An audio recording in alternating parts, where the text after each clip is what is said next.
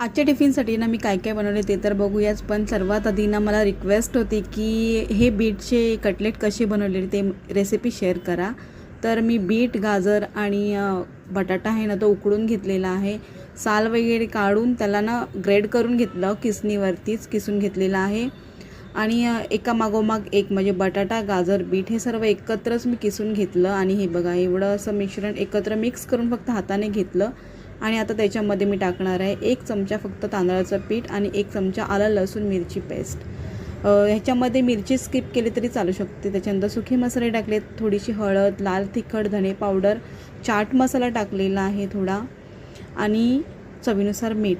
हे सर्व आता मिश्रण हाताने व्यवस्थितपणे मिक्स करून घेतलं. ह्याच्यामध्ये कांदासुद्धा टाकू शकतो. त्याचपैकी मिश्रण व्यवस्थित मिक्स करून घेतलं आणि एक छोटा गोळा घेतला, हाताने गोल गोल केला आणि अगदी टिक्कीसारखा आकार दिला बघा असा हातानेच. थोडा चपटाच ठेवायचा, जाडसर नाही ठेवायचा. आणि मग त्याला रव्यामध्ये घोळवून घेतला आणि मग पॅनवरती बघा किती कमी तेल घेतलेलं आहे. आणि रव्यामध्ये सर्व बाजूने कोट करून घेतल्यानंतर मग त्याला शॅलो फ्राय करून घेणार. असेच सर्व टिक्की मी शॅलो फ्राय करून घेणार. 2-3 वेळा आलटून पलटून फ्राय करणार बारीक गॅसवरती. झाले बीट आणि गाजरचे कटलेट रेडी. बरं मी इथे सांगायला विसरली होती, मी कोथिंबीरसुद्धा घेतलेली आहे. आणि हे ना लहान मुलांच्या टिफिनसाठी, मोठ्यांच्या टिफिनसाठी वगैरे पण देऊ शकतो. हेल्दी रेसिपी आहे. तर आजचा इथे टिफिन रेडी झालेला आहे.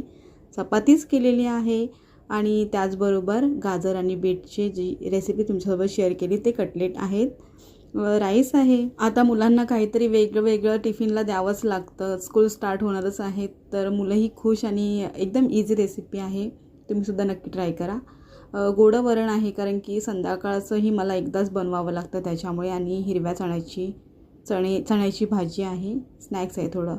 सर्व टिफिन वगैरे आवरून मी निघाले माझ्या ऑफिसला. आणि गंमत पुढे बघा, टिफिन माझा तर मी थोडंफार घेऊन गेलीच होती, पण आज स्पेशल डे म्हटल्यानंतर एक दिवसासाठी काहीतरी स्पेशल येतं. तर आज आलेली फुलके, पुरी आणि आमरससाठी मी वाट बघत असते आठवड्याला. तर मला असं वाटत होतं की आज लास्ट डे असेल आमरस पुरीचा, पण आज आले फुलके. आणि बघा काही भजी काही नव्हतं.